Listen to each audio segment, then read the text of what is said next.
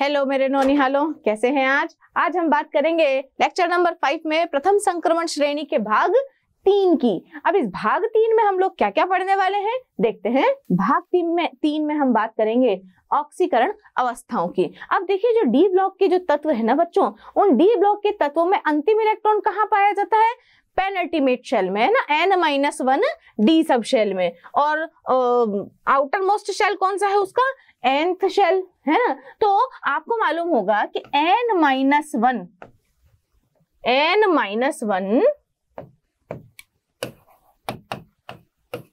D तथा ns की ऊर्जाओं में बहुत कम अंतर पाया जाता है ना। आप जानते हैं ना, इन दोनों की ऊर्जाओं में अंतर बहुत कम होता है ना। इनकी n-1 तथा ns की ऊर्जाओं में बहुत कम अंतर होने के कारण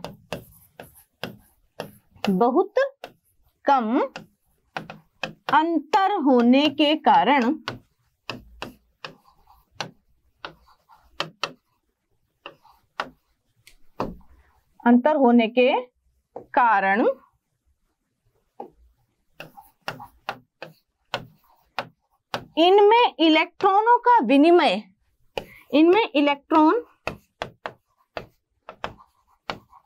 विनिमय सरलता से हो जाता है, जिसके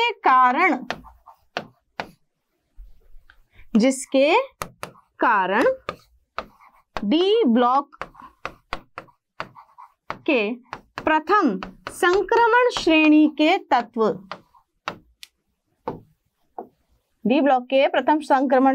तत्व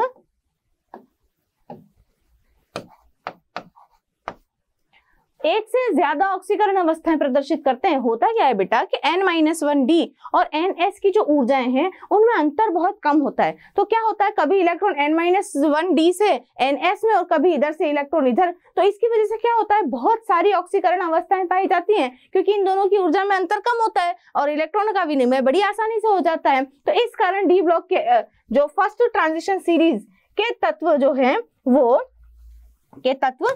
विभिन्न ऑक्सीकरण संख्याएं प्रदर्शित करते हैं, यानी कि एक से ज्यादा ऑक्सीकरण अवस्थाएं यहाँ पर प्रदर्शित होती हैं डी ब्लॉक के तत्वों द्वारा। ठीक है, क्योंकि उसका सबसे बड़ा कारण क्या है कि n-1 डी के जो तत्व हैं, n-1 डी के जो इलेक्ट्रॉन है वो ns में और ns के इलेक्ट्रॉन n-1 डी में आसानी से विनिमय कर पाते हैं। और इस विनिमय की वजह से क्या होता है, एक से ज्यादा ऑक्सीकरण अवस्थाएं या ऑक्सीकरण अंक यहाँ पर आपको एक ही एलिमेंट के देखने को मिलेंगे। किस प्रकार से होंगे वो देखिए, यहाँ देखिए आप स्कैंडियम देखिए है ना। फर्स्ट ट्रांजिशन सीरीज के जो एलिमेंट्स हैं वो मैं यहाँ पर दिखा रही हूँ आप लोगों को, क्योंकि आपको प्रथम संक्रमण श्रेणी के बारे में ही पढ़ना है, फर्स्ट ट्रांजिशन सीरीज के बारे में ही पढ़ना है। तो प्रथम संक्रमण श्रेणी के तत्व scandium, titanium, vanadium, chromium, manganese, ferrous, cobalt, nickel, copper, zinc, इन सभी की ऑक्सीकरण अवस्थाएं यहाँ आप लोगों को देखने को मिल रही है। स्कैंडियम +3, टाइटेनियम +2 भी दिखा रहा है, +3 भी दिखा रहा है, +4 भी दिखा रहा है ना। वेनेडियम में देखो +2 से लेकर के +5 तक की ऑक्सीकरण अवस्था प्रदर्शित कर रहा है। क्रोमियम भी +2 से +6 तक की प्रदर्शित कर रहा है। और मैंगनीज देखो +2 से +7 तक की अवस्थाएं यहाँ पर प्रदर्शित कर रहा है। आयरन देख लो +2 और +3, कोबाल्ट भी +2 +3, निकल +2 +4, कॉपर +1 +2 और जिंक +2, ये अवस्थाएं प्रदर्शित यहाँ पर हो रही हैं। तो अब मैंने आपको बोला कि ns और n-1 डी की ऊर्जाओं में बहुत कम अंतर होता है, तो ऊर्जा विनिमय बड़ी आसानी से होता है, इलेक्ट्रॉन विनिमय बड़ी आसानी से होता है और एक से ज्यादा ऑक्सीकरण अवस्थाएं यहाँ पर आपको प्रथम संक्रमण श्रेणी के तत्वों की देखने को मिलती है। पर प्रथम संक्रमण श्रेणी का ये जो जिंक है और ये जो स्कैंडियम है, यहाँ देखिए ये दोनों प्रथम तत्व और अंतिम तत्व, ग्रुप 3 का तत्व और ग्रुप नंबर 12 का तत्व, वर्ग नंबर 3 और वर्ग नंबर 12 का जो तत्व है, ये तो सिर्फ एक ही टाइप की ऑक्सीकरण अवस्था प्रदर्शित कर रहे हैं। इसका कारण क्या है कि देखो स्कैंडियम का जो इलेक्ट्रॉनिक विन्यास है वो है भाई आर्गन 3d1 और 4s2। ठीक है, अब 3d1 4s2 है और आप बात कर रहे हैं कि भाई स्कैंडियम यदि +3 ऑक्सीकरण अवस्था ही प्रदर्शित कर रहा है, तो स्कैंडियम जब 3+ ऑक्सीकरण अवस्था प्रदर्शित करता है तो ये जो है स्थायी इनर्ट गैस विन्यास यहां पर इसने गेन कर लिया है ना। स्थायी अक्रिय गैस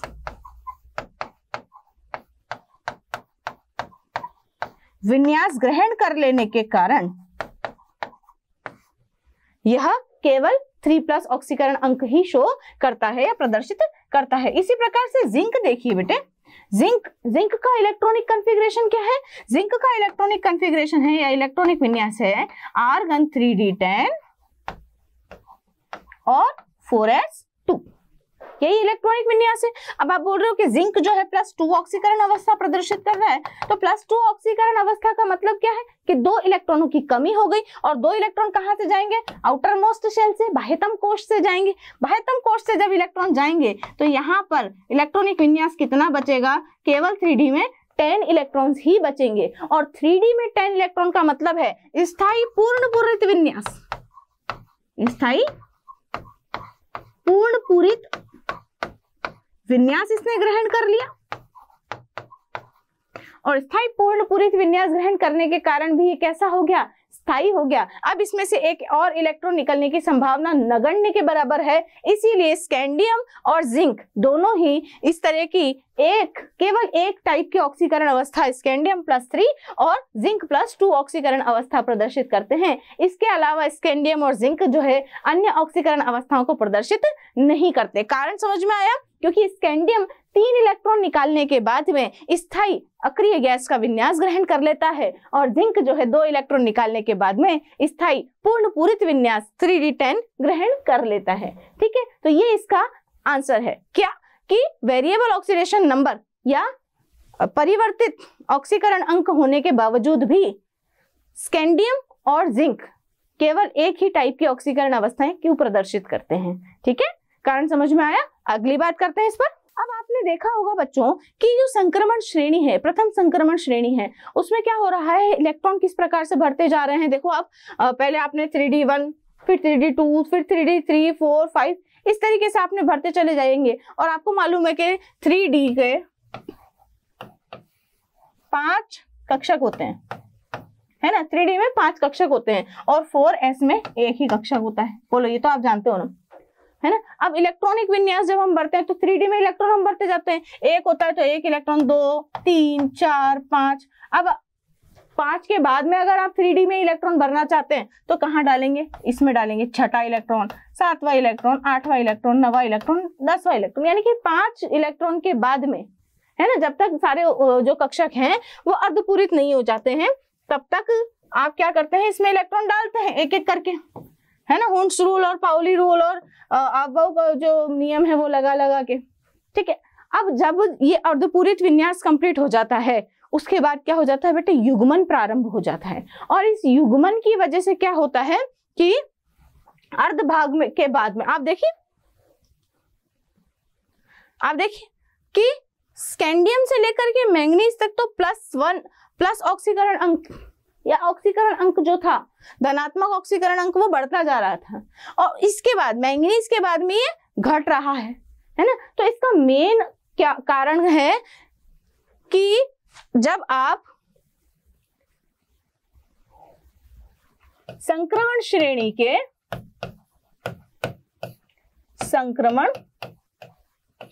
के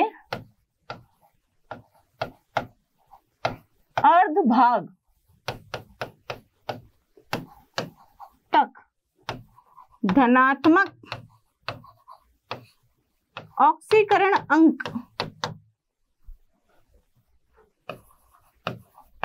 बढ़ता है तथा उसके बाद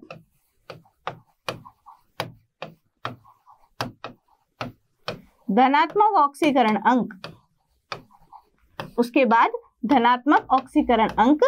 घटने लगता है। क्यों घटने लगता है बेटा? इसका कारण क्या है? क्योंकि इसका कारण क्या है? देखो, स्कैंडियम से लेकर के मैंगनीज तक तो अनपेयर्ड इलेक्ट्रॉन या अयुग्मित इलेक्ट्रॉनों की संख्या बढ़ती जाती है, और मैंगनीज के बाद में अयुग्मित इलेक्ट्रॉन जो है वो कम होते चला जाते हैं युग्मन की वजह से। इसलिए प्रथम संक्रमण श्रेणी के प्रथम अर्धभाग में तो क्या होता है, अयुग्मित इलेक्ट्रॉनों की संख्या बढ़ती जाती है, और अयुग्मित इलेक्ट्रॉनों की संख्या बढ़ने की वजह से वहां पर ऑक्सीकरण अंक, जो धनात्मक ऑक्सीकरण अंक है, वह भी बढ़ता चला जाता है। तो क्योंकि स्कैंडियम से मैंगनीज तक अयुग्मित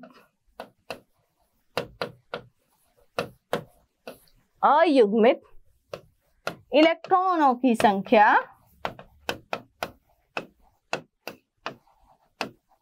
बढ़ती है, परंतु बाद में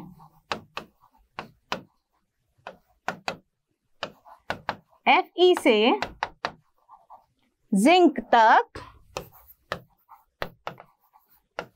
युग्मन प्रारंभ होने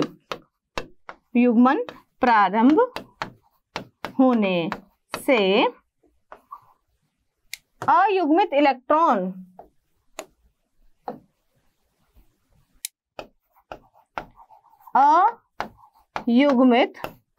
इलेक्ट्रॉनों की संख्या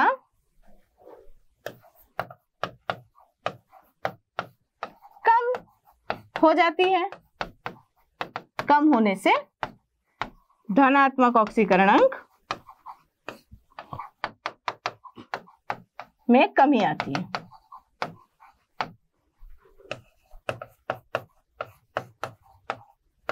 देखिए, जब आप इलेक्ट्रॉन में या इस प्रथम संक्रमण श्रेणी में स्कैंडियम से मैंगनीज की तरफ आते हैं, तो देखिए इलेक्ट्रॉनिक कॉन्फ़िगरेशन किस प्रकार का होता है। देखिए मेरे दोनों हाथ हैं, इसको मैं 3D मानूंगी और इसको मैं 4s मानूंगी, ठीक है। कैसे बढ़ता है स्कैंडियम का, ये 3D है और ये 4s है, या फिर इसको 3D मान लो, इसको 4s मान लो, कुछ भी आप मान सकते हैं। मैं बता देती हूँ, ये 3D है और ये वाला हाथ मेरा 4s है, ठीक है, 4s 3D, ठीक है। तो स्कैंडियम में क्या होता है, 4s में 2 इलेक्ट्रॉन और 3D में 1 electron. Scandium, titanium, vanadium, chromium और मैंगनीज। क्या हुआ देखो फिर से, स्कैंडियम, टाइटियम, वेनेडियम, क्रोमियम और मैंगनीज। मतलब इसका क्या हुआ, 4s में कितने इलेक्ट्रॉन, 1 या 2 इलेक्ट्रॉन आ सकते हैं, और D में 5 इलेक्ट्रॉन आ सकते हैं, है ना। तो 5 उंगलियां 5 इलेक्ट्रॉन्स को रिप्रेजेंट करेंगी। कैसे करेंगी, देखो स्कैंडियम में ये, इसका मतलब है 3D1 4s2, टाइटियम में ये है ना 3D2 4s2, ठीक। स्कैंडियम टाइटियम के बाद वेनेडियम, वेनेडियम में 3D3 4s2, scandium titanium vanadium हो गया। अब क्रोमियम, क्रोमियम में आपको पता था ये था, ये कौन है 3D1 और 4s5, सॉरी 3D5 और 4s1, 3D5 और 4s1, क्लियर है ना। ये 3D5 है और ये 4s1 है। अब आप आ जाओ मैंगनीज, मैंगनीज में क्या होता है, वापिस से ये है ना, वापिस ये हो गया। इसका मतलब क्या, 3D5 और 4s2। तो यहाँ क्या हुआ है, अयुग्मित इलेक्ट्रॉनों की संख्या कितनी गई है, 5 तक गई है, 5 तक गई है। तो क्या हुआ, प्रथम अर्धभाग में तो नंबर ऑफ अनपेयर्ड इलेक्ट्रॉन, अयुग्मित इलेक्ट्रॉनों की संख्या बढ़ी है, बट उसके बाद मैंगनीज के बाद में जस्ट युग्मन प्रारंभ हो जाता है ना। अब 4s में जब 2 इलेक्ट्रॉन है तो अगला इलेक्ट्रॉन कहाँ आएगा, 3D में ही आएगा ना। तो जब आयरन का आप कॉन्फ़िगरेशन लिखने जाओगे तो यहाँ युग्मन करोगे, और युग्मन कैसे करेंगे, ये 3D5 और 4s2 तो था मैंगनीज का, मैंगनीज के बाद में आयरन, ये अंदर जाने का मतलब है युग्मन प्रारंभ हो गया, है ना। तो 3D6 4s2, तो बताओ अनपेयर्ड इलेक्ट्रॉन कितने बचे, 4 ही बचे ना, है ना। आयरन के बाद कोबाल्ट, कोबाल्ट में कितने हुए, इसका मतलब क्या हुआ, 3D में 3 तो अयुग्मित और 2 युग्मित, तो कितने हो गए टोटल 7, और ये 2 युग्मित, है ना। तो मैंगनीज के बाद में युग्मन प्रारंभ होता जा रहा है बच्चों, और युग्मन प्रारंभ होने की वजह से अयुग्मित इलेक्ट्रॉनों की संख्या में कमी आती है, जिसकी वजह से यहाँ पर धनात्मक ऑक्सीकरण अंक में भी कमी आती है। तो इस प्रकार से प्रथम संक्रमण श्रेणी के तत्वों का प्रथम अर्धभाग तो है जो ऑक्सीकरण अंक बढ़ता चला जाता है। मैंगनीज का सबसे सर्वाधिक होता है +7।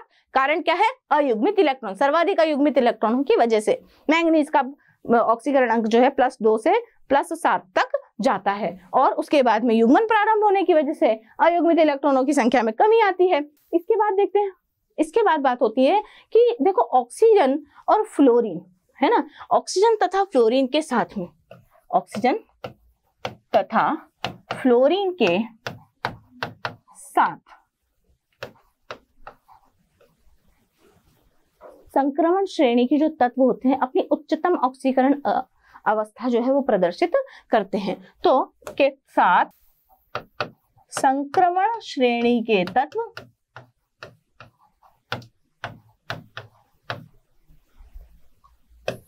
अपनी उच्चतम ऑक्सीकरण संख्या प्रदर्शित करते हैं। ऐसा क्यों होता है?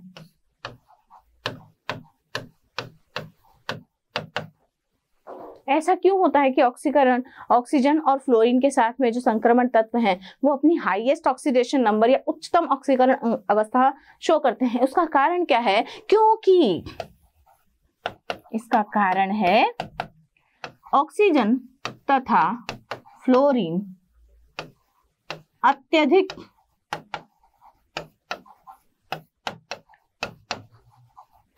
विद्युत ऋणी तत्व होने के कारण इनके साथ बने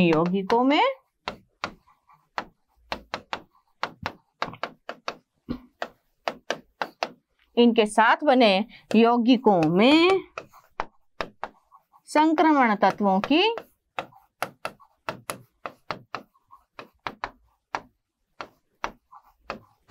उच्चतम ऑक्सीकरण संख्या पाई जाती है।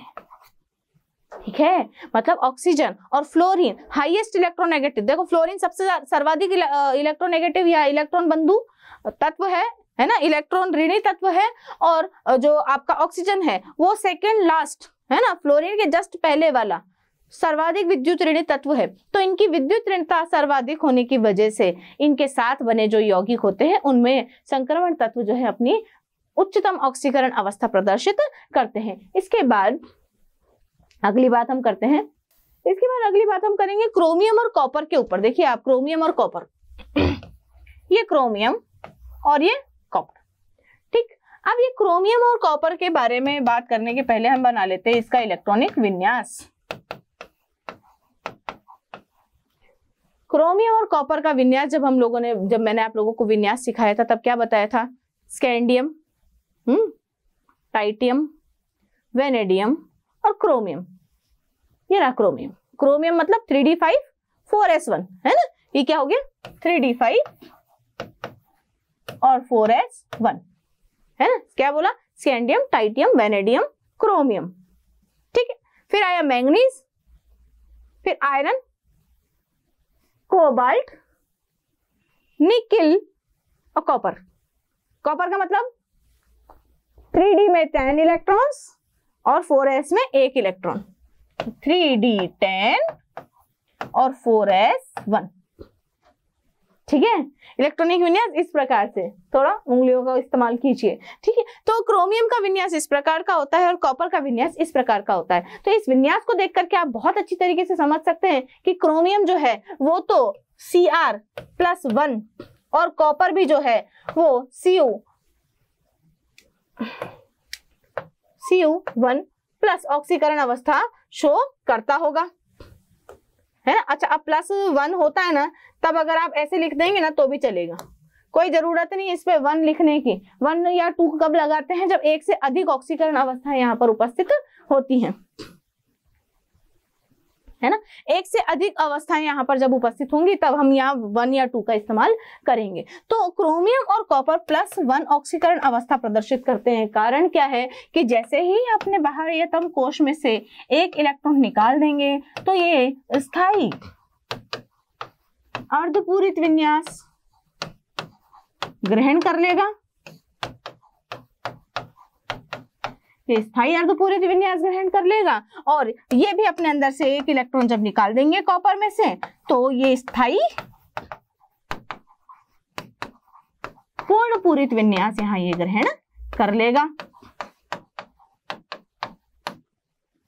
एक इलेक्ट्रॉन निकलते ही क्या हुआ, ये तो अर्धपूरित हो गया और ये पूर्णपूरित हो गया। अर्धपूरित और पूर्णपूरित विन्यास कैसे होते हैं, कंप्लीटली स्टेबल होते हैं, स्थायी होते हैं। इसलिए क्रोमियम और कॉपर कैसी अवस्थाएं प्रदर्शित करेंगे, +1 ऑक्सीकरण अवस्था भी प्रदर्शित करते हैं। इसके बाद हम बात करते हैं बेटा कि जो धातु कार्बोनिल यौगिक होते हैं, धातु कार्बोनिल यौगिक कैसे होते हैं, देखिए मतलब कार्बोनिल जो लिगेंड है ना, कार्बोनिल के साथ में यदि किसी धातु ने अगर वो बनाया है, यौगिक बनाया है, जैसे NiCO है ना, NiCO4, इसमें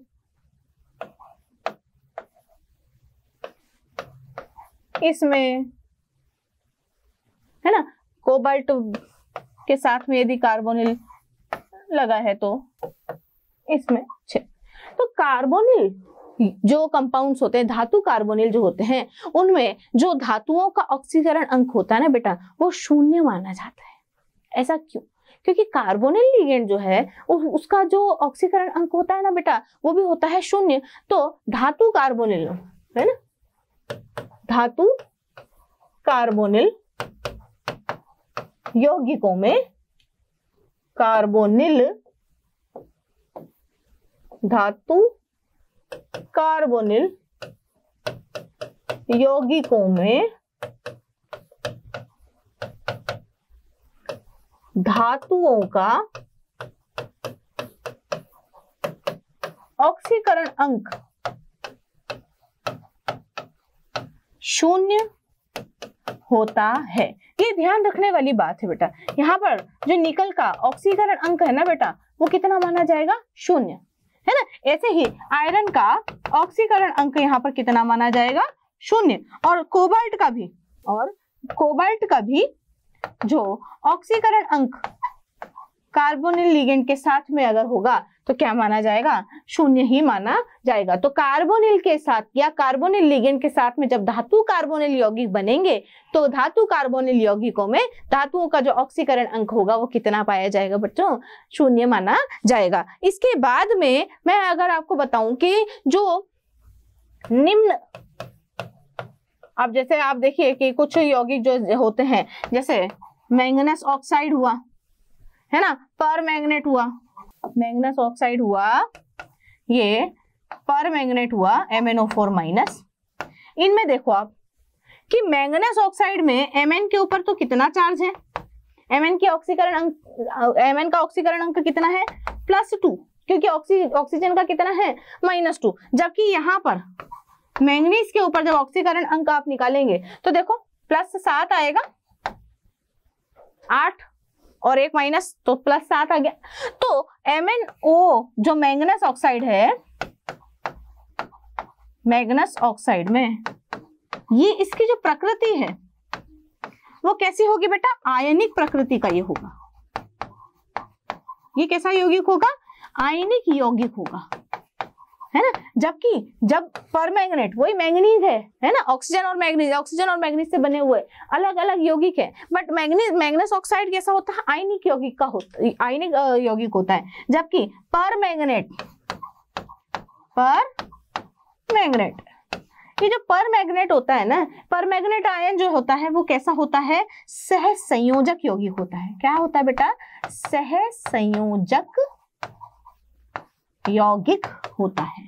इसका सबसे बड़ा कारण क्या है कि जो निम्न ऑक्सीकरण संख्या वाले यौगिक जो होते हैं, है ना, निम्न ऑक्सीकरण संख्या वाले जो यौगिक होते हैं वो कैसे होते हैं, आयनिक होते हैं।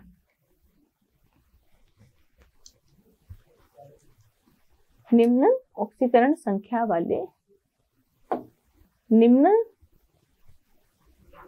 धनात्मक ऑक्सीकरण संख्या वाले, निम्न भी नहीं, निम्न धनात्मक ऑक्सीकरण संख्या वाले। कैसे, निम्न मतलब लोअर, है ना, कम, निम्न मतलब कम, निम्न धनात्मक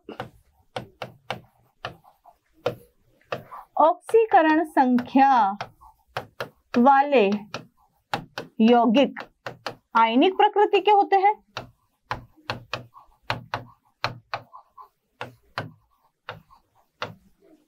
आयनिक प्रकृति के तथा उच्च धनात्मक ऑक्सीकरण संख्या वाले जो यौगिक होते हैं सहसंयोजक प्रकृति के होते हैं। सहसंयोजक प्रकृति के होते हैं। तो ऐसे यौगिक जिनमें धातु का जो ऑक्सीकरण अंक है वो निम्न उच्च पाया जाएगा, उस निम्न उच्च ऑक्सीकरण अंक संख्या वाले या ऑक्सीकरण अंक वाले जो भी यौगिक बनेंगे वो कैसे होंगे? आयनिक प्रकृति के होंगे। और उच्च धनात्मक ऑक्सीकरण संख्या जैसे कि पावर मैग्नेट में Mn+7 ये वाले जो यौगिक होंगे वो कैसे होंगे? सहसंयोजक प्रकृति के होंगे। ये सहसंयोजक यौगिक बनाएंगे वो आयनिक यौगिक बनाएंगे, कारण निम्न ऑक्सीकरण संख्या वाले आयनिक होते हैं जबकि उच्च ऑक्सीकरण संख्या वाले सहसंयोजक प्रकृति के होते हैं। और बात करते हैं, देखिए कैसे। जैसे अगर मैं बात करूं MnO मैंगनीज ऑक्साइड, MnO2 और Mn2O7, ठीक है। तो आप देखिए मैंगनीज के अलग अलग ऑक्साइड मैंने यहाँ पर बनाए हैं। तो एक तो है अम्लीय, एक है क्षारीय और एक है कैसा? उभयधर्मी, है ना। एक कैसा है? अम्लीय, एक क्षारीय और एक उभयधर्मी। तो इसके अम्लीय, क्षारीय और उभयधर्मी होने का कारण क्या है? वही ऑक्सीकरण अंक। देखिए ये कैसा है? ये है अम्लीय, है ना। ये कैसा है बेटा? अम्लीय। ये कैसा है? क्षारीय। और ये कैसा है? एम्फोटेरिक। तो इसमें कारण क्या है? उसमें देखो मैंगनीज की जो ऑक्सीकरण अंक पाया जा रहा है वो कितना है? +2। मैंगनीज पर कितना ऑक्सीकरण अंक पाया जा रहा है?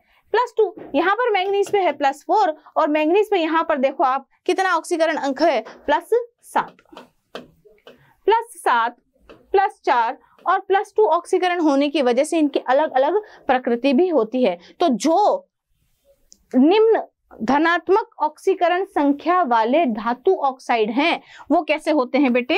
क्षारीय प्रकृति के होते हैं। और जो उच्चतम ऑक्सीकरण संख्या वाले, उच्चतम धनात्मक ऑक्सीकरण संख्या वाले धातु ऑक्साइड हैं उनका नेचर कैसा होता है? अम्लीय।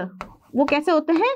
अम्लीय प्रकृति के होते हैं। और जो उसके बीच में होते हैं वो कैसे होते हैं? एम्फोटेरिक, यानी कि उभयधर्मी, उभयधर्मी प्रकृति के होते हैं, ठीक है। तो जब भी ऑक्साइड्स का फॉर्मेशन होगा या ऑक्साइडों का निर्माण होगा तो निम्नतम जो ऑक्सीकरण संख्या वाले, निम्नतम धनात्मक ऑक्सीकरण संख्या वाले जितने भी ऑक्साइड होंगे वो सभी कैसे होंगे? क्षारीय। निम्न धनात्मक ऑक्सीकरण संख्या वाले ऑक्साइड, निम्न धनात्मक ऑक्सीकरण संख्या वाले ऑक्साइड, निम्न धनात्मक ऑक्सीकरण संख्या वाले जो ऑक्साइड होते हैं वो कैसे होते हैं? क्षारीय प्रकृति के होते हैं। क्षारीय प्रकृति के तथा उच्च धनात्मक ऑक्सीकरण संख्या वाले ऑक्साइड अम्लीय प्रकृति के होते हैं। अम्लीय प्रकृति के होते हैं। इनके अलावा बाकी जितने भी बचते हैं वो सभी कैसे होते हैं? उभयधर्मी प्रकृति के होते हैं। उभयधर्मी प्रकृति के ऑक्साइड माने जाते हैं। जैसे क्रोमेट, डाइक्रोमेट है, तो आप ऑक्सीकरण संख्या निकाल करके क्रोमेट और डाइक्रोमेट में पता कर सकते हैं कि कौन सा अम्लीय होगा और कौन सा क्षारीय होगा। तो ऑक्सीकरण अवस्थाएं, ऑक्सीकरण संख्या अवस्थाओं में मैंने कितनी बातें की है आप लोगों से। देखिए ऑक्सीकरण अवस्थाओं में हम लोगों ने बात की है, कहाँ से शुरू किया है ऑक्सीकरण अवस्थाओं को हमने? यहाँ से। यहाँ हमने सबसे पहली बात क्या की थी कि N-1D में और NS में ऊर्जाओं का अंतर बहुत कम होने के कारण इलेक्ट्रॉन विनिमय बड़ी आसानी से हो जाता है, इसलिए अलग अलग तरह की ऑक्सीकरण अवस्थाएं प्रदर्शित करते हैं। अलग अलग तरह की ऑक्सीकरण अवस्थाएं किस प्रकार प्रदर्शित होती है, इस प्रकार से। ये स्कैंडियम और जिंक सबसे मतलब एक ही तरह की ऑक्सीकरण अवस्था प्रदर्शित करता है। कारण क्या है, स्थायी विन्यास ग्रहण कर लेते हैं एक इलेक्ट्रॉन निकालने के बाद में, और अर्धभाग में जो इलेक्ट्रॉन है वो अयुग्मित इलेक्ट्रॉन की वजह से, अयुग्मित इलेक्ट्रॉन बढ़ने की वजह से अर्धभाग में तो जो है ऑक्सीकरण अंक बढ़ता चला जाता है, और उसके बाद युग्मन प्रारंभ होने की वजह से ये घटता चला जाता है। उसके बाद हम लोगों ने बात की थी कि ऑक्सीजन और फ्लोरीन के साथ में यदि किसी भी संक्रमण तत्व ने कोई भी यौगिक बनाया है तो वो अपनी उच्चतम ऑक्सीकरण अवस्था में होगा। उसका कारण क्या है कि ऑक्सीजन और फ्लोरीन दोनों ही अत्यधिक विद्युत ऋणी तत्व हैं। अगली बात जो हमने की थी क्रोमियम और कॉपर की थी कि क्रोमियम के बाह्यतम कोश में और कॉपर के बाह्यतम कोश में एक इलेक्ट्रॉन होने की वजह से Cu+ और Cr+ अवस्थाएं प्रदर्शित करते हैं। और हमने बात की थी कि धातु कार्बोनिल यौगिक जो होते हैं उनमें कार्बोनिल कंपाउंड पे कोई चार्ज नहीं होता है, इसलिए धातुओं के ऊपर भी ऑक्सीकरण अंक कितना माना जाता है बच्चों, 0 माना जाता है, 0 माना जाता है। देन निम्न धनात्मक ऑक्सीकरण संख्या वाले आयनिक होते हैं और उच्च धनात्मक संख्या वाले कैसे होते हैं, सहसंयोजक होते हैं। तो आपसे कोई पूछे कि भाई मैग्नेस ऑक्साइड और पर मैग्नेट में से सहसंयोजक कौन है, तो ये सहसंयोजक है। कारण क्या है, +7 ऑक्सीकरण अवस्था प्रदर्शित कर रहा है, परंतु ये इधर +2 ऑक्सीकरण की वजह से आयनिक यौगिक कहलाता है। देन हमने लास्ट बात की थी, जी हाँ, ऑक्सीकरण अवस्था के ऑक्साइड, मतलब जब हमारे जो मेटल्स हैं वो ऑक्साइड बनाती हैं तो कम ऑक्सीकरण अंक वाला, कम धनात्मक ऑक्सीकरण अंक वाला जो ऑक्साइड होता है वो क्षारीय, अत्यधिक वाला जो होता है वो अम्लीय, और इसके बीच में जितने भी ऑक्साइड बनते हैं वो सभी कैसे होते हैं, उभय धर्मी प्रकृति के होते हैं। ठीक है, तो ऑक्सीकरण अंकों में इतना सब कुछ हमें विस्तार से पूरी की पूरी ट्रांजिशन मेटल फर्स्ट सीरीज के बारे में पढ़ना पड़ेगा।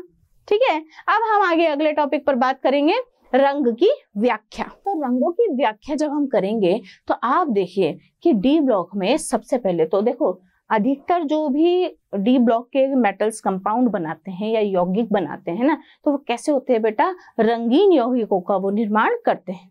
ठीक है, परंतु स्कैंडियम और जिंक, स्कैंडियम और जिंक, अभी थोड़ी देर पहले हम लोगों ने ऑक्सीकरण अवस्थाओं में बात की थी, तो ऑक्सीकरण अवस्था में हमने बताया था स्कैंडियम 3+ और जिंक जो है 2+ अवस्था प्रदर्शित करता है। और जब स्कैंडियम 3+ अवस्था प्रदर्शित करता है तो इसका इलेक्ट्रॉनिक विन्यास कैसा हो जाता है बच्चों, आर्गन हो जाता है ना, क्योंकि 3D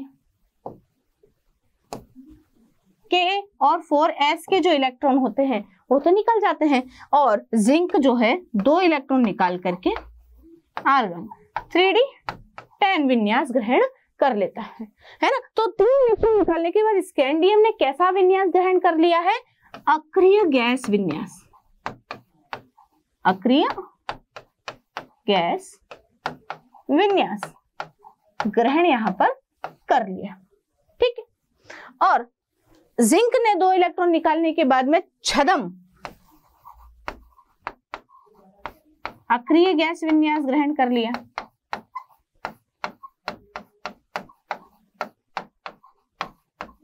छदम अक्रिय गैस का विन्यास, गैस विन्यास का मतलब है कि जिस तरीके से अक्रिय गैस विन्यास में बाह्यतम कोश में इलेक्ट्रॉन पूरे होते हैं, बिल्कुल उसी प्रकार से ये भी अगर बाह्यतम कोश में इलेक्ट्रॉन पूरे कर लेता तो ये सोचता मैंने अक्रिय गैस जैसा विन्यास ग्रहण कर लिया है, बट अक्रिय गैस का विन्यास तो आर्गन का विन्यास है ना। 3D10 पूरा करते ही इसने भी अपना बाह्यतम कोश जो है वो कंप्लीट कर लिया, तो ये बोल रहे हैं कि मैं भी अब अक्रिय गैस विन्यास के जैसा हो गया हूं। तो अक्रिय गैस होने में और अक्रिय गैस का जैसे होने में बहुत अंतर है ना। अरे अमिताभ बच्चन होने में और अमिताभ बच्चन जैसा होने में अंतर है ना। तो ये तो अमिताभ बच्चन है, अक्रिय गैस विन्यास ओरिजिनल, और ये कौन है, डुप्लीकेट, डुप्लीकेट, डुप्लीकेट अक्रिय गैस विन्यास। क्लियर। तो छदम अक्रिय गैस विन्यास और अक्रिय गैस विन्यास वाले जितने भी तत्व होते हैं उनके जो यौगिक बनते हैं ना बेटा, वो कैसे होते हैं, कलरलेस, यानी कि रंगहीन होते हैं। तो मैं यहां लिख देती हूं कि अक्रिय गैस विन्यास, अक्रिय गैस विन्यास तथा छदम अक्रिय गैस विन्यास वाले धन आयनों के यौगिक रंगहीन होते हैं। जैसे कि ये दोनों एग्जाम्पल कौन है, स्कैंडियम 3+ और जिंक का 2+। परंतु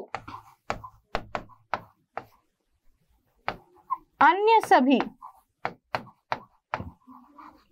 धन आयन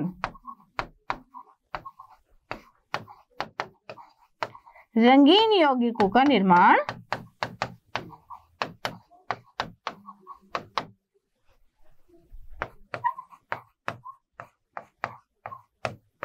करते हैं। कैसे करते हैं देखिएगा।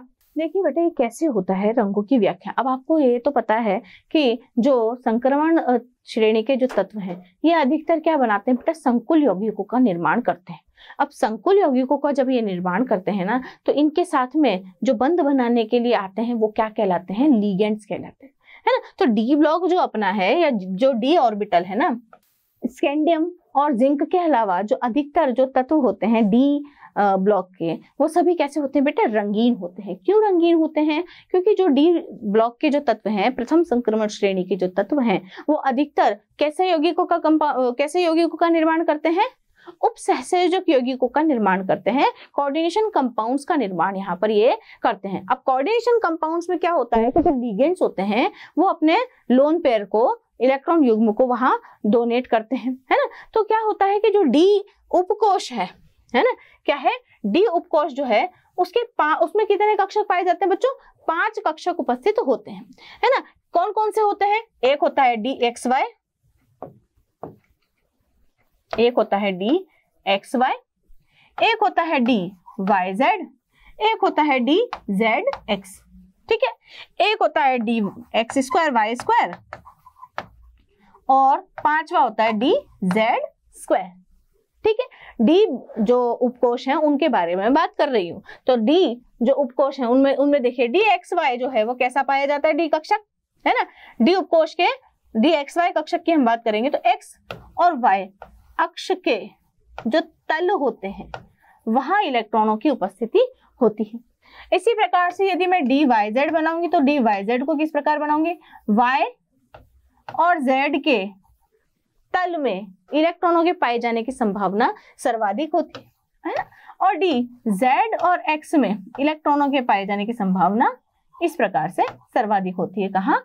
प्लेन्स में, या फिर उनके जो तल होते हैं वहां, ठीक है। परंतु d x y, y z और जेड एक्स के अलावा जब d x square y square की बात करें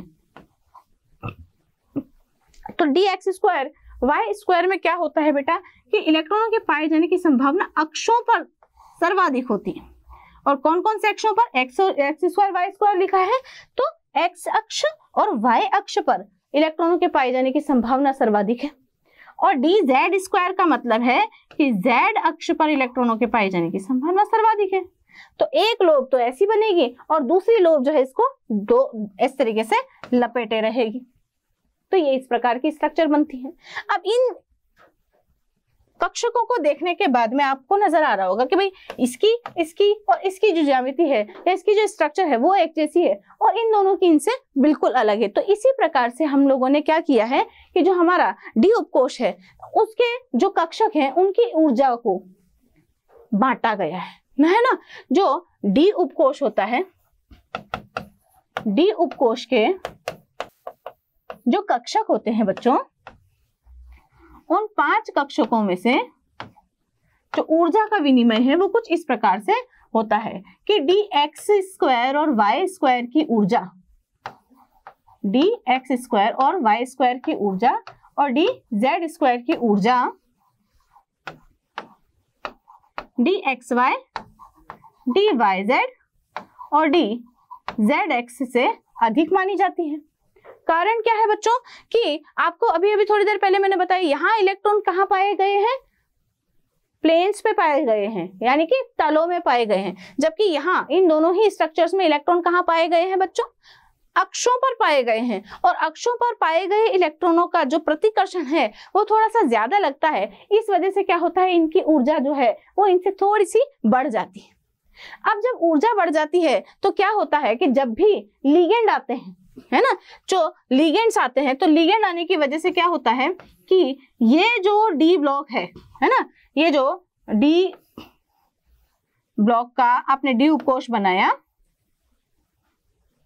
ये जो डी उपकोष है लिगेंड की उपस्थिति में क्या होता है, अब ऊर्जा जो कक्षक हैं वो इस प्रकार से विभाजित हो जाते हैं। अब जब विभाजित हो जाते हैं इस प्रकार से, देखिए जैसे पहले वाले में मैंने आप लोगों को बताया हुआ है,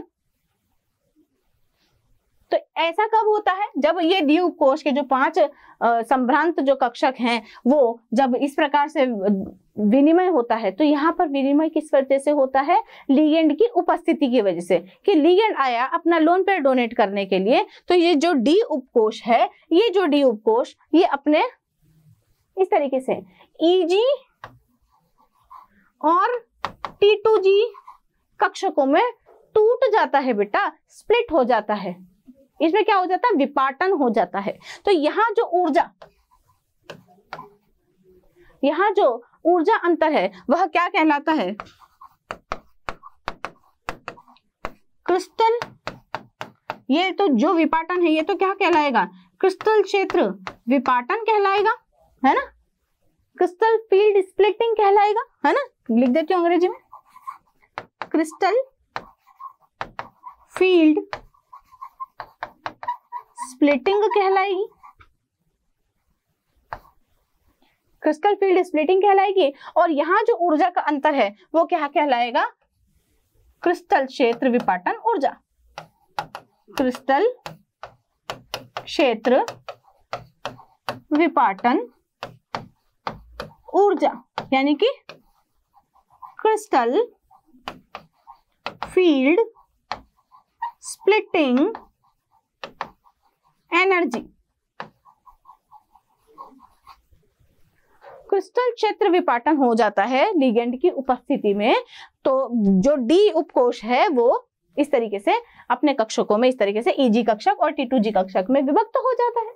Eg कक्षकों की ऊर्जा थोड़ी सी ज्यादा और T2G कक्षकों की ऊर्जा थोड़ी सी कम रह जाती है। तो कम रह जाने की वजह से यहाँ पर रंग किस प्रकार से प्रदर्शित किया जाता है वो देखें आप। देखिए होगा क्या कि जब इलेक्ट्रॉन इस प्रकार से व्यवस्थित होंगे कि मैंने आपको यहाँ पर ऐसे, यहाँ T2G कक्षक और यहाँ पर Eg कक्षक, T2G कक्षक कौन है भाई, dxy dyz और dzx, और ये वाले Eg कक्षक कौन से है, dx स्क्वायर वाई स्क्वायर और dz स्क्वायर। इसी प्रकार से इधर भी देखिए मैं Eg कक्षक और T2G कक्षक यहाँ पर बना रही हूँ। ये हो गए अपने T2G कक्षक और ये है आपके Eg कक्षक। जिरेड, जी मतलब होता है यहाँ पर जिरेड, है ना, तो ये बड़े हायर क्लासेस वाली बात है तो हम यहाँ पर नहीं करेंगे अब इसको। dyz और ये हो गया dzx, dxy dyz dzx, और ये कौन से हैं, dx स्क्वायर वाई स्क्वायर और ये है dz स्क्वायर। ठीक है, अब जैसे ही यहाँ पर एक इलेक्ट्रॉन होता है, ये एक इलेक्ट्रॉन क्या करता है, धूप से या लाइट से या h न्यू से प्रकाश ग्रहण करके अपनी ऊर्जा को बढ़ा देता है। तो ये निम्न ऊर्जा वाले T2G कक्षकों से कहां पहुंच जाता है, उच्च ऊर्जा वाले Eg कक्षकों में ये इलेक्ट्रॉन पहुंच जाता है। अब उच्च ऊर्जा वाले Eg कक्षकों में जब ये इलेक्ट्रॉन पहुंच जाता है तो वहां पर ये कैसा हो जाता है, अस्थायी हो जाता है ना, अस्थायी हो जाता है। तो जितनी ऊर्जा इसने यहाँ से ग्रहण की थी, इस h न्यू से, इस लाइट रेज से जितनी ऊर्जा यहाँ पर इस इलेक्ट्रॉन ने, निम्न ऊर्जा वाले T2G कक्षक के इलेक्ट्रॉन ने ग्रहण की थी, उतनी ही ऊर्जा दोबारा से निकालता है और वापस से इसमें आ जाता है ना। तो इसको क्या कहेंगे, एक इलेक्ट्रॉन जो है वो D के T2G कक्षकों से D के ही Eg कक्षकों में क्या कर रहा है, संक्रमण कर रहा है। तो ये क्या कहला रहा है बेटा, DD संक्रमण कहला रहा है। ठीक है, इस DD संक्रमण की वजह से इस इलेक्ट्रॉन ने हायर एनर्जी से लोअर एनर्जी, उच्च ऊर्जा वाले Eg कक्षकों से निम्न ऊर्जा वाले Eg कक्षकों में आने के दौरान जितनी भी ऊर्जा यहाँ से निकाली है उसका जस्ट कॉम्प्लीमेंट्री कलर आप लोगों को देखने को मिलता है। ठीक है। तो इसलिए हम लोगों को जो जितने भी यौगिक हैं वो कैसे नजर आते हैं, कलर्ड नजर आते हैं। ठीक है, यानी कि क्या हुआ है, निम्न ऊर्जा वाले, मैं लिख देती हूं कि जब संकुल दृश्य प्रकाश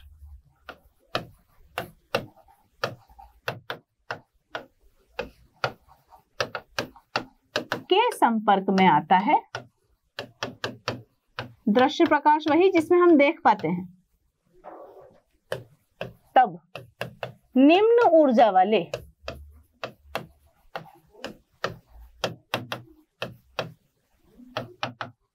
T2G कक्षकों से इलेक्ट्रॉन उच्च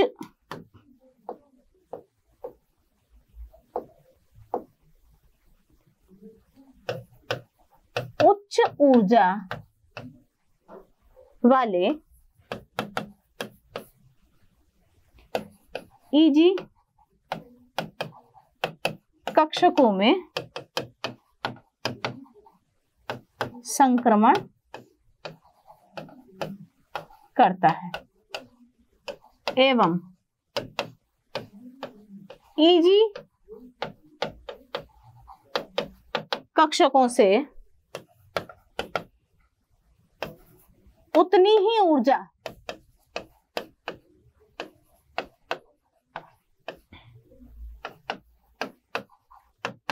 निकालकर पुनः T2G कक्षकों में प्रवेश कर जाता है।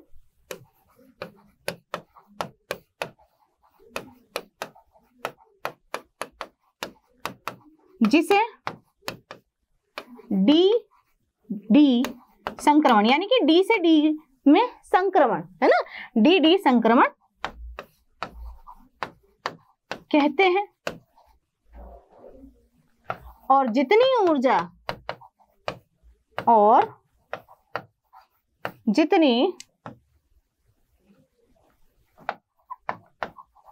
ऊर्जा इलेक्ट्रॉन द्वारा अवशोषित की गई है, अवशोषित या निकाली गई है, अवशोषित या उत्सर्जित की जाती है, उत्सर्जित की जाती है, संकुल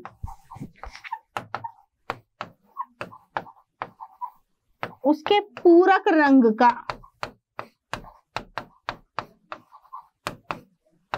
दिखाई देता है। मतलब क्या हो रहा है बेटा कि T2G कक्षक से थोड़ा सा दृश्य प्रकाश से ऊर्जा ग्रहण करके जब इलेक्ट्रॉन Eg कक्षकों में जाता है तो क्या होता है, Eg कक्षकों में जाने के बाद वो अस्थायी हो जाता है। तो दोबारा से इलेक्ट्रॉन T2G कक्षकों में आने के दौरान जितनी ऊर्जा को उत्सर्जित करके Eg में गया था ना, उतनी ही ऊर्जा को, जितनी ऊर्जा अवशोषित करके Eg में गया था उतनी ही ऊर्जा उत्सर्जित करके वापस T2G में आ जाता है। तो Eg से T2G में जाना और T2G से Eg में जाना है ना, T2G से Eg में जाना और Eg से दोबारा T2G में वापस आना, ये क्या कहलाता है, इलेक्ट्रॉन का डी संक्रमण कहलाता है। यानी कि D से D में संक्रमण है, D के ही इलेक्ट्रॉनों का T2G से Eg में और Eg से T2G में संक्रमण कहलाता है। अब जो भी संकुल इस प्रकार से ये व्यवहार डी संक्रमण प्रदर्शित करते हैं, तो जब ऊर्जा का उत्सर्जन करते हैं इलेक्ट्रॉन Eg से T2G में आने के लिए, उस दौरान जितनी भी ऊर्जा उत्सर्जित की जाती है वो दृश्य प्रकाश क्षेत्र में जिस भी रीजन में आती होगी, विबग्योर में है ना, विबग्योर आप जानते हैं ना, रेनबो बनता है ना, उसमें विबग्योर होता है। तो विबग्योर में जो भी प्रकाश वो उत्सर्जित या अवशोषित कर रहा है उसका जस्ट पूरक रंग का संकुल नजर आता है। अब ये पूरक रंग क्या होता है देखिए, तो मेरे बच्चों मैंने कहा पूरक रंग के नजर आएंगे है ना। डी ट्रांजिशन में इलेक्ट्रॉन जब है जो है T2G ऑर्बिटल से Eg ऑर्बिटल में प्रवेश करता है, T2G कक्षक से Eg कक्षक में प्रवेश करता है और Eg कक्षक से जब T2G कक्षक में आता है तो जितनी ऊर्जा का उत्सर्जन करता है उसी का पूरक रंग नजर आता है। अब ये पूरक रंग आप पता कैसे लगाएंगे, पूरक रंग के बारे में पता लगाने के लिए आप बनाएंगे एक गोला, एक सर्कल है ना, जिसको हम कहेंगे क्या, कलर व्हील के नाम से इसको जानते हैं है ना। इसको आप बीच में से ऐसे दो भागों में बांट दीजिए और एक बना लीजिए सेंटर पॉइंट, है ना। इस सेंटर पॉइंट से एक बड़ा वी ऊपर, उसके अंदर एक छोटा वी, इस तरीके से बना दीजिए, ठीक है। ऐसा ही बिल्कुल नीचे करना है, एक बड़ा वी नीचे और एक छोटा वी इस तरीके से नीचे बना देना है। तो ये जो कलर, ये जो व्हील है, ये इस तरीके से ऐसे चक्रे जैसा नजर आने लगेगा, बिल्कुल ऐसा पहिए जैसा ही नजर आएगा, है ना। अब ये पहिए जैसा नजर आएगा, अब आपको पता तो है सही कि जो आपका जो दृश्य प्रकाश होता है उसमें 7 कलर होते हैं। कैसे होते हैं? विविग्योर होते हैं, है ना। दृश्य प्रकाश में, जो दृश्य प्रकाश होता है उसमें 7 कलर होते हैं और उनका जो सीक्वेंस है बच्चों, दृश्य प्रकाश में हमें 7 कलर देखने को मिलते हैं। Violet, indigo, blue, green, yellow, orange और रेड, है ना। विविग्योर के नाम से हम लोग इसको याद रखते हैं। तो विविग्योर देखो, VIB जी, अच्छा 3 बार जी लिखेंगे अपन, जी जी जी, VIB GYOR, और यहाँ पर एक कलर और आएगा पर्पल, है ना।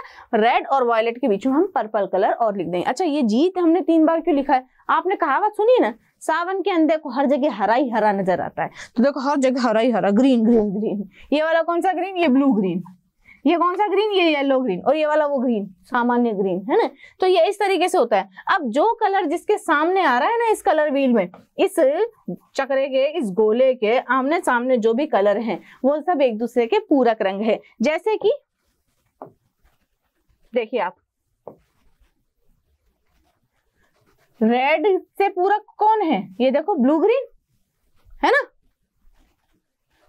पी के देखो, पी के आगे जी, यानी कि पर्पल और ग्रीन दोनों एक दूसरे के क्या है? पूरक रंग है ना।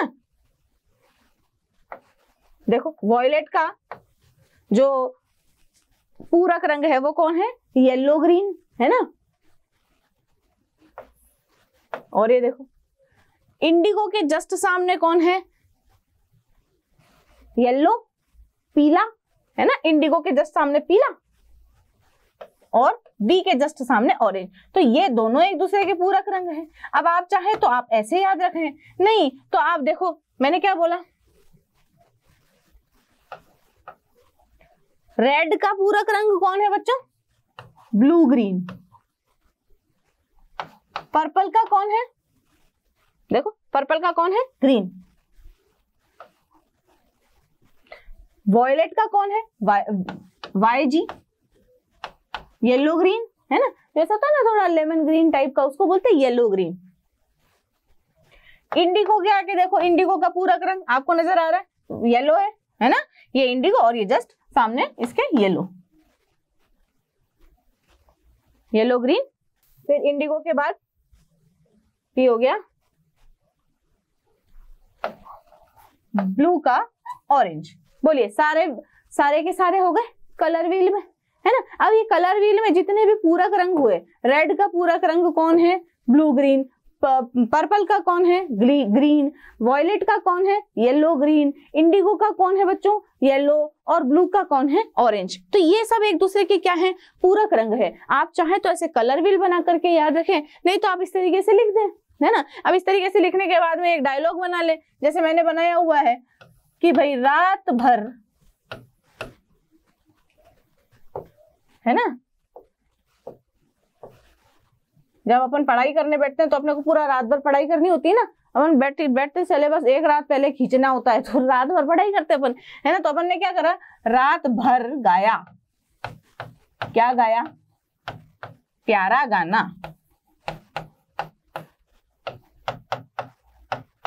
रात भर गाया प्यारा गाना। क्यों गाया? वो वाय से लिख देते हैं हम याद, और जी से हम लिख देते हैं जो। वो याद जो आई, यार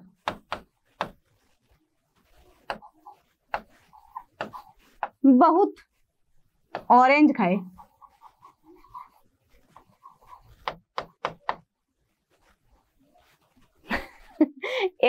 ट्रिक बना ली है कि रात भर गया प्यारा गाना, वो याद जो आई यार बहुत ऑरेंज खाए। ये इतनी सी ट्रिक है, एक डायलॉग जैसा, उसको आपको याद रख लो, आपको सारे पूरक रंग याद आ जाएंगे, है ना। तो आपको यदि कोई बोल दे कि भाई दृश्य प्रकाश का लाल कलर यदि किसी इलेक्ट्रॉन के द्वारा उत्सर्जित किया गया है, तो बताइए संकुल कौन से रंग का होगा? ब्लू ग्रीन कलर का होगा, है ना। अगर आपको कोई बोले भाई इलेक्ट्रॉन का जो डी ट्रांजिशन है या संकुल द्वारा जो डी ट्रांजिशन किया गया है वो दृश्य प्रकाश के ऑरेंज प्रकाश में या दृश्य प्रकाश के ऑरेंज रंग की रेंज में किया गया है, तो वो कैसा कलर का नजर आएगा? ब्लू कलर का नजर आएगा भाई, बी। तो इसको बनाने का कारण ये है कि आप लोगों को रंगों की जो व्याख्या है वो अच्छी तरीके से समझ में आ जाए और आप पूरक रंगों के बारे में अच्छी तरीके से यहाँ पर बता पाए, ठीक है। तो रंगों की व्याख्या में इतना ही। तो आज हमने पढ़ा ऑक्सीडेशन स्टेट्स के बारे में, ऑक्सीकरण अवस्थाओं के बारे में, ऑक्सीकरण अवस्थाओं के बारे में क्या क्या चीजें आवश्यक हैं। रंगों की व्याख्या के बारे में हम लोगों ने बात की कि रंगों के लिए चीजें क्या रेस्पॉन्सिबल है। अनपेयर्ड इलेक्ट्रॉन यानी कि अयुग्मित इलेक्ट्रॉन रेस्पॉन्सिबल है, डी ट्रांजिशन रेस्पॉन्सिबल है, T2G कक्षक क्या होते हैं, EG कक्षक क्या होते हैं, पूरक रंग क्या होते हैं, इन सभी के बारे में आज हमने यहाँ पर चर्चा की है। होप आप लोगों को समझ में आया था। मैं श्रुति मालवी आप सभी का स्वागत करती हूँ, धन्यवाद देती हूँ मोशन लर्निंग में। अब अगली बार मिलेंगे हम नेक्स्ट लेक्चर के साथ। नमस्ते। आशा करता हूँ हमारे टॉप एजुकेटर का यह लेक्चर आपको पसंद आया होगा। अगर पसंद आया है तो वीडियो को लाइक करिए, चैनल को सब्सक्राइब करिए और शेयर भी करिए, क्योंकि ज्ञान बांटने से बढ़ता है और सही बताऊं तो पुण्य भी मिलता है। मुझे सुनने के लिए बहुत बहुत धन्यवाद। Thank you.